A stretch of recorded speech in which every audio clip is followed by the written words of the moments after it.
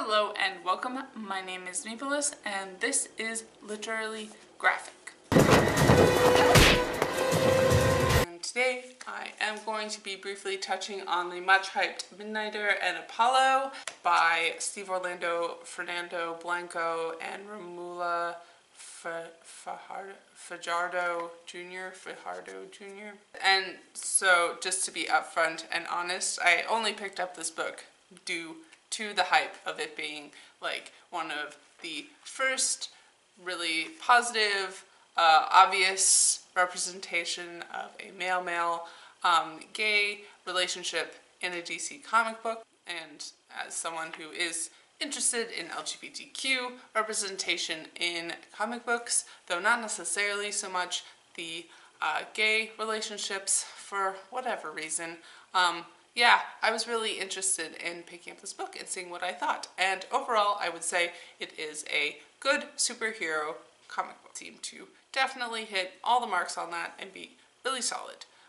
And as someone who actually does read and enjoy superhero comics quite often, despite the fact this not being my favorite superhero comic ever, that is not to demean the book whatsoever. And anyone who takes serious issue with the book, I definitely feel has an axe to grind, because there struck me as nothing particularly offensive about this comic book, except perhaps the gay relationship, which is going to offend some people because they've decided that that is offensive.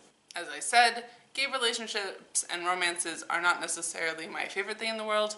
I have enjoyed some in the past, but it is one of the few things that really drives home the fact that I am, in fact, pansexual and not a completely straight woman identified person, is the fact that if there are no non-binary female identified characters or what have you in a relationship, I generally lose a lot of interest in it, despite myself being in a heterosexual romantic relationship. It's just a thing, and it's certainly not because I find gayness offensive. As far as the art goes, it was pretty vivid and pretty fun, pretty loose. And yeah, it definitely struck me as falling into one of my more favorite styles of modern DC comic book art. Issue that I am starting to notice more overall, that I don't think is necessarily unique to this book, is that the artists that DC does employ seem to be much better at action layouts and action scenes than necessarily more talky scenes or more pedestrian scenes where people are just in their normal clothes, wandering in normal scenes, maybe talking to their friends. I think particularly because the pacing in the comic, when you reach these lulls, does kind of lead you to read them a bit slower too. Probably doesn't help. It's something I'm definitely going to try and keep an eye on. More so, there is also the issue that a lot of DC and Marvel comics are like super rushed, so I don't necessarily think this is like a huge critique on individuals themselves.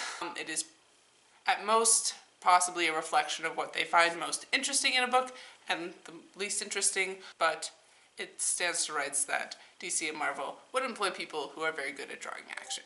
And I do think it's interesting to keep an eye on. So, share your thoughts. The other interesting, highly personal kind of thing that also came through in this comic book was that it is the first comic book that I've read that features hell. Since I stopped believing in hell as an actual place, as I talk about quite often, I am a Christian. I was raised in a fairly conservative sort of Christian faith, fairly common in America. But the past year, I guess, I've stopped believing that the Bible actually teaches hell exists, and I have decided that the Bible does not actually teach that hell exists. So even though popular culture hell over here in North America is generally not the same thing as biblical hell, since so many people are highly affected by the Christian supremacy in America, and a lot of people have backgrounds in Christians or backgrounds with people with backgrounds in Christianity and stuff. The fact that I think that that's a very bad reading of hell, the Bible, to believe that hell exists, it may just ruin Hellraiser for me, which I would be very sad for. I'm hoping it's just that this book did not super excite me beyond being a good comic. I've wanted to read Hellraiser again for a while, so I should probably do that soon to prove my theory or disprove it. I hope disprove it. But because I have enjoyed a lot of Afterlife tie-ins to the DC comic books in particular, like when they rescue Green Arrow's soul from heaven so that his body doesn't become possessed by demons. That was fun.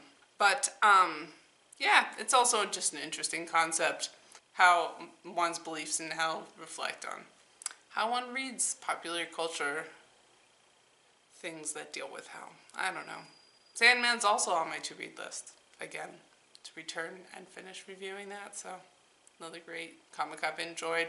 Its depiction of hell, so we'll have to see. We'll have to see. I guess I mentioned at the beginning of my written review, and I meant to bring it up much sooner, is that I did also think that this Apollo Midnighter volume was super easy to pick up as someone who has not necessarily read anything to do with these characters previously. Maybe not the first superhero comic book one should ever have picked up, but it was very well contained, and I felt like I wasn't lost at all, which I think is really important, especially when sometimes it can feel like Marvel and DC are just trying to get you to buy more comic books by having everything tie in together and all that sort of shit. So yeah, no, this was a pretty good, solid read for someone just dipping their toe in something due to hype or what have you. Otherwise, it was kind of funny that Midnighter read as Batman to me. And so I did play some games in my head about what a gay Batman Bruce Wayne would look like, or, you know, behave like. So that was kind of funny and entertained me for a while. So yeah, let me know what you thought about this comic, unless you just hate gay people, and then I've heard your opinion a million times before. So probably, you know, assume that I already have heard that part, but any other thoughts would be welcomed. So I will see you all later. Bye. And as always, I would like to acknowledge that for the most part, all of my videos are filmed and produced on the traditional territory of the Mississaugas of the Credit, an Anishinaabe people, the Haudenosaunee Confederacy, and the Huron-Wendat Nation, land covered by the Dish with One Spoon Wampum Belt Covenant.